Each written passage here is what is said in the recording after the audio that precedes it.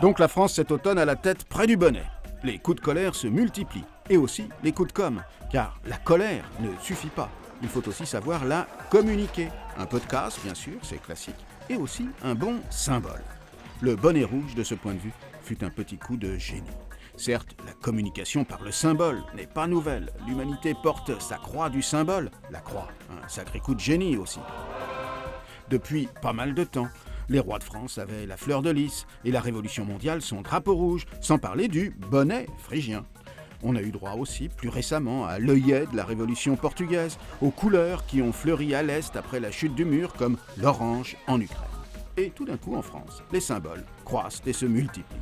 Il y a d'abord eu les pigeons, patrons de start-up qui ne voulaient pas se faire pigeonner au moment de la revente de leur entreprise. Et, surprise, après un très beau succès médiatique, le coup du pigeon a marché. L'État a retiré son impôt. Du coup, chacun cherche son gris-gris pour l'agiter devant les caméras de télévision, et donc sous le nez du gouvernement, et obtenir une suppression de leur imposition, ou au moins une suspension. On en est là, avec le bonnet rouge, à la suspension. Il avait déjà servi contre l'augmentation du papier timbré, impôt royal, en 1675. Et voilà que le même bonnet rouge permet d'obtenir une suspension d'une écotaxe, une taxe d'inspiration écologique, pourtant votée à l'unanimité du Parlement.